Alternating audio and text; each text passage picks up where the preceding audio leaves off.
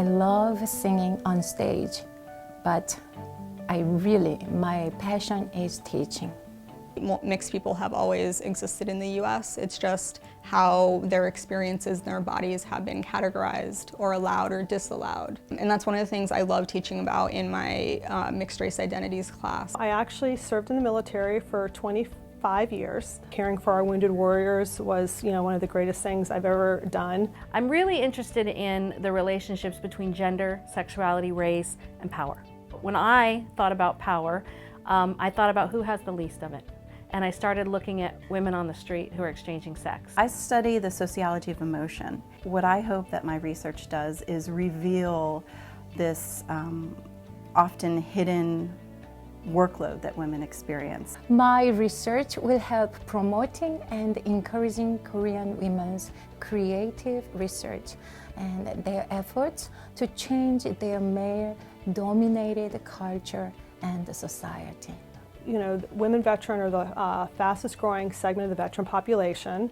Often women do not self-identify as veterans, so their concerns may not be seen or taken care of in the VA healthcare setting. So we know that there's a knowledge deficit in the civilian sector. So my study that I'm proposing and using the WLP funds for is to assess the knowledge level and really identify those knowledge gaps in civilian healthcare providers. I have been pursuing for quite some time now research related to emotion management of women who are struggling with female infertility.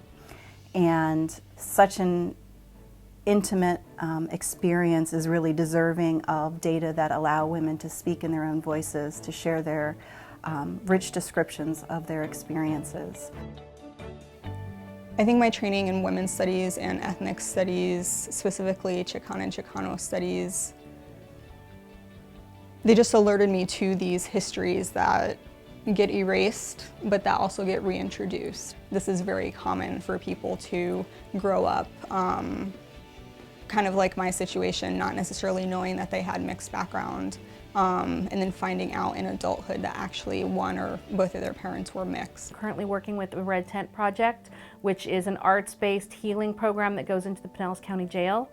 We have a lot to teach each other, and they are super amazing, strong, powerful women, and they know their lives. They know who they are, they're experts on the issues.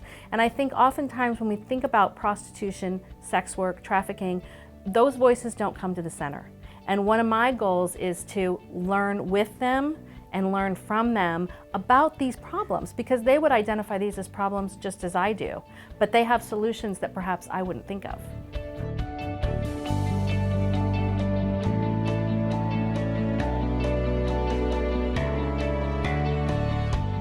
To me, personal stories are the substance of soul. And so I see this award as feeding not just my soul, but also the souls of my narrators who share with me their stories of being intermarried and or multiracial. And then also the souls of my research audience, people who, like me, are looking for stories in which they can see themselves represented. I'm very excited to be a part of WLP now and share that with other amazing women and have that mentoring relationship. I am truly honored and humbled by this award. Thank you so much.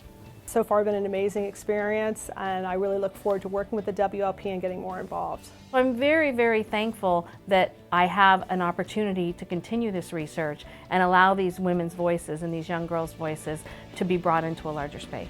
So thank you.